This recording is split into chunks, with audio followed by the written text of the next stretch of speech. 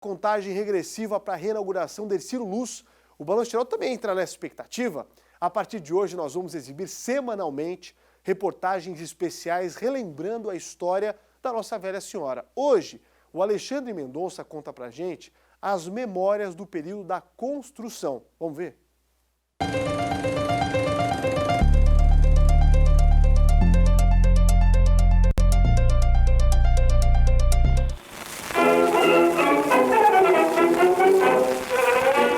É difícil imaginar a vida na ilha de Santa Catarina sem a ligação de uma ponte. A travessia era feita de barco.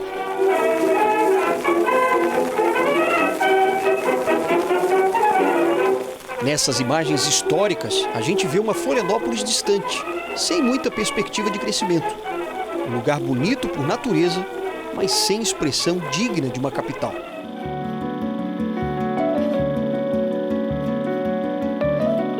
Naquela época, meados do século XIX, a ilha já não transmitia o mesmo entusiasmo da época em que foi colonizada pelos açorianos. E ninguém imaginava ainda que uma ponte seria o início de uma grande transformação.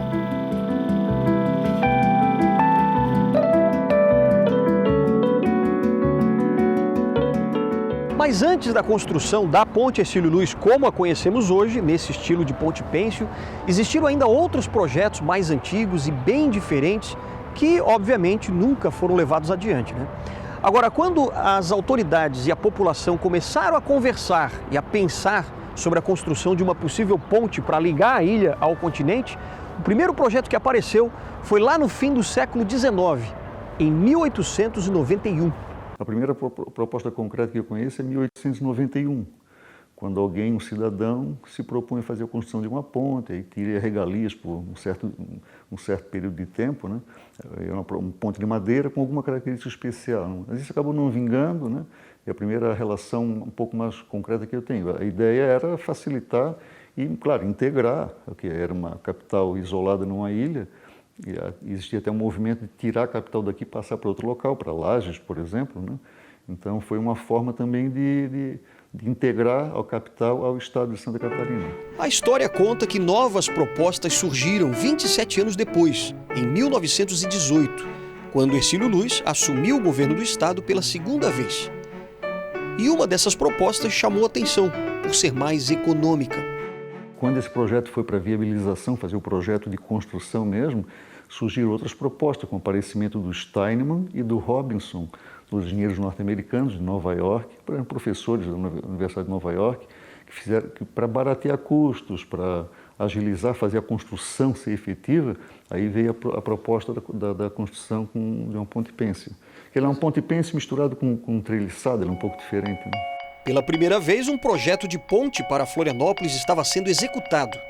O engenheiro Paulo Caminha, um dos maiores colecionadores de imagens da Ponte Hercílio Luz, reuniu milhares de fotos que mostram a evolução da construção da ponte. As obras começaram pelo viaduto da parte continental no dia 14 de novembro de 1922, com todas as peças vindas de navio dos Estados Unidos.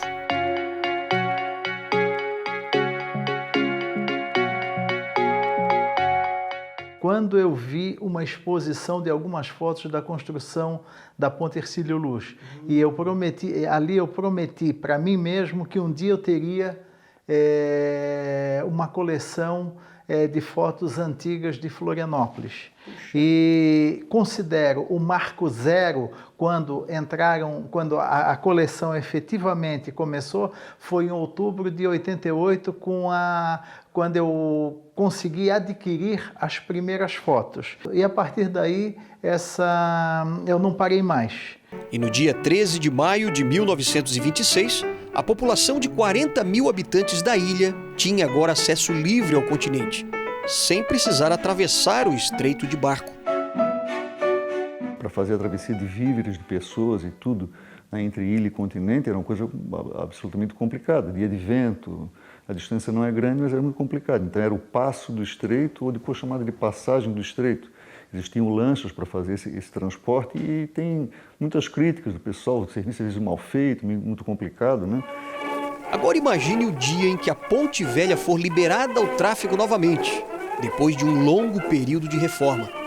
agora é correr para o abraço, é passar por ela, é desfrutar desse monumento no dia da sua reabertura. Com toda certeza eu vou querer estar junto.